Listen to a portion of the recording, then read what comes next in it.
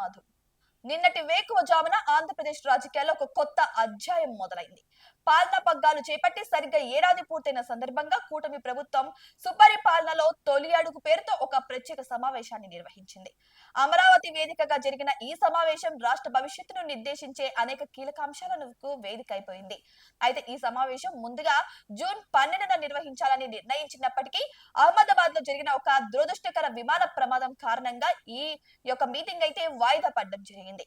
అయితే నిన్న సాయంత్రం 4 గంటలకు అమరావతిలోని సచివాలయం వెనుక భాగంలో ఏర్పాటు చేసిన ప్రత్యేక వేదికపై ఈ కీలక భేటీ జరిగింది.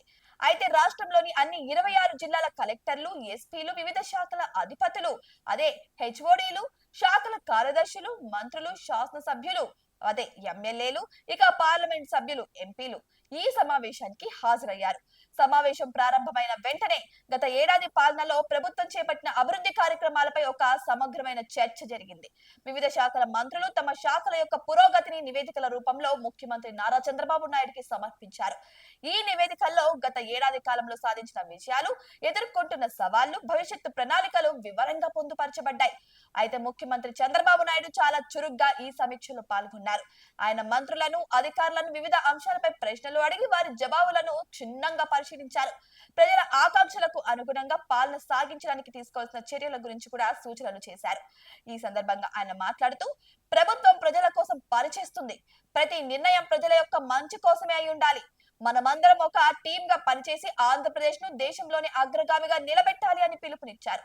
ఈ సమావేశంలో డిజిటల్ పాలన మరియు అవినీతి రహిత పాలన వంటి ముఖ్యమైన అంశాలపై ప్రత్యేకంగా దృష్టి సారించారు. ముఖ్యమంత్రి మాట్లాడుతూ, సాంకేతిక పరిజ్ఞానాన్ని ఉపయోగించి పాలనను మరింత పారదర్శకంగా, జవాబుదారీతనంగా చేయాలని అధికారులకు కూడా సూచనలు ఇచ్చారు. ఇక అవినీతిని ఏ రూపంలోనూ సహించేది లేదని ఆయన స్పష్టం చేశారు. ప్రతి ప్రభుత్వ అధికారి నిబద్ధతతో పనిచేసి ప్రజల నమ్మకాన్ని నిలబెట్టుకోవాలని కూడా ఆయన అన్నారు. ఇక వేదికపై వివిధ శాఖల పనితీరును సమీక్షిస్తున్న సమయంలో ముఖ్యమంత్రి కొన్ని శాఖల పనితీరుపై సంతృప్తి వ్యక్తం చేశారు. ఇక మరికొన్ని శాఖలైతే మరింత మెరుగ్గా పనిచేయాల్సిన అవసరం ఉందని అభిప్రాయపడ్డారు. ఆయన మాట్లాడుతూ, మనం సాధించిన విజయాలతో సంతృప్తి చెందకూడదు, ఇంకా ఎంతో సాధించాల్సి ఉంది.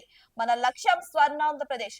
ఆ లక్ష్యాన్ని చేరుకునే వరకు మన ప్రయత్నాలు ఆగకూడదు అని అన్నారు. ఇక మంత్రులు తమ శాఖల ప్రగతి వేదికలు సమర్పించిన తర్వాత ఇక ముఖ్యమంత్రి వారితో నేరుగా మాట్లాడారు. ఆయన ఒక్కొక్క మంత్రిని వారి శాఖకు సంబంధించిన ముఖ్యమైన ప్రాజెక్టుల గురించి, వాటి పురోగతుల గురించి అడిగి మరీ తెలుసుకున్నారు.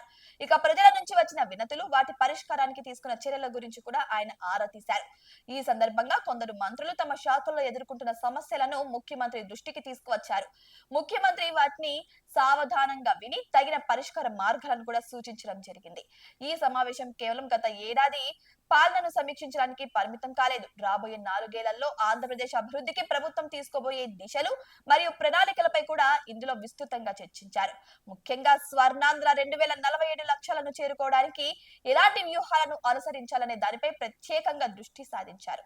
ఈ లక్ష్యం మేరకు విద్య, వైద్యం, వ్యవసాయ పరిశ్రమలు, ఇక మౌలిక సదుపాయాలు వంటి వివిధ రంగాల్లో ఇక సమూలమైన మార్పులు తీసుకురావడానికి కూడా ప్రణాళికలు రూపొందించినట్టు తెలుస్తోంది. ఇక ముఖ్యమంత్రి మాట్లాడుతూ, స్వర్ణాంధ్ర 2047 అనేది కేవలం ఒక లక్ష్యం కాదు, అది మనందరి కళ. ఈ కళను సాకారం చేసుకోవడానికి ప్రతి ఒక్కరు తమ వంతు కృషి చేయాలి. ప్రజల ఆశయాలకు అనుగుణంగా పాలన సాగిస్తూ రాష్ట్రాన్ని అభివృద్ధి పథంలో ముందుకు నడిపించాలి అని అన్నారు. అయితే ఈ సమావేశంలో పాల్గొన్న కలెక్టర్లు, ఎస్పీలు మరియు ఇతర ఉన్నతాధికారులు కూడా తమ జిల్లాలలోని అన్ని శాఖల్లో చేపడుతున్న కార్యక్రమాలను వివరించారు. ఇక వారు ఎదుర్కొంటున్న సమస్యలను మరియు వాటి పరిష్కారానికి తాము చేస్తున్న ప్రయత్నాలను ముఖ్యమంత్రికి తెలియజేయడం జరిగింది. అయితే ముఖ్యమంత్రి వారందరికీ విలువైన సూచనలు ఇచ్చారు మరియు వాటిని ప్రోత్సహించారు కూడా. ఇక సమావేశం ముగిసిన తర్వాత ముఖ్యమంత్రి చంద్రబాబు నాయుడు అధికారులతో ప్రత్యేకంగా విందు ఏర్పాటు చేశారు. ఈ సందర్భంగా ఆయన వారితో మాట్లాడి వారి అభిప్రాయాలను కూడా తెలుసుకున్నారు. ఇలాంటి సమావేశాలు ఎప్పటికప్పుడు నిర్వహించడం వల్ల పాలనలో మరింత సమన్వయం మరియు పారదర్శకత పెరుగుతుందని కూడా ఆయన అభిప్రాయపడ్డారు. మొత్తానికి సుపరిపాలనలో తొలి అడుగు పేరుతో జరిగిన ఈ ప్రత్యేక సమావేశం ఆంధ్రప్రదేశ్ ప్రభుత్వానికి ఒక మైలురాయిగా నిలిచిపోయింది. గత ఏడాది పాలనను సమీక్షించుకోవడానికి మరియు భవిష్యత్తు ప్రణాళికలను రూపొందించడానికి ఇది ఒక మంచి వేదికను అందించింది. ముఖ్యమంత్రి చంద్రబాబు నాయుడు యొక్క చొరవ మరియు అధికారుల యొక్క భాగస్వామ్యంతో రాబోయే 4 ఏళ్లలో ఆంధ్రప్రదేశ్ మరింత అభివృద్ధిని సాధిస్తుందని కూడా మనమందరం ఆశిద్దాం. అయితే ఈ సమావేశం ద్వారా తీసుకున్న నిర్ణయాలు మరియు రూపొందించిన ప్రణాళికలు స్వర్ణాంధ్ర 2047 లక్ష్యాన్ని చేరుకోవడానికి ఎంతగానో దోహదపడతాయని కూడా మనమందరం కూడా ఆశిద్దాం. సో ఈ వీడియో అయితే మీకు నచ్చినట్టుంది. ఒకవేళ ఈ వీడియో మీకు నచ్చినట్లయితే డెఫినెట్లీ మా వీడియోని లైక్ చేయండి అండ్ షేర్ చేయండి, ఛానల్ ని సబ్స్క్రైబ్ చేయండి. ఇటువంటి మరిన్ని అప్డేట్స్ కోసం మా ఛానల్ ని సబ్స్క్రైబ్ చేసుకోండి.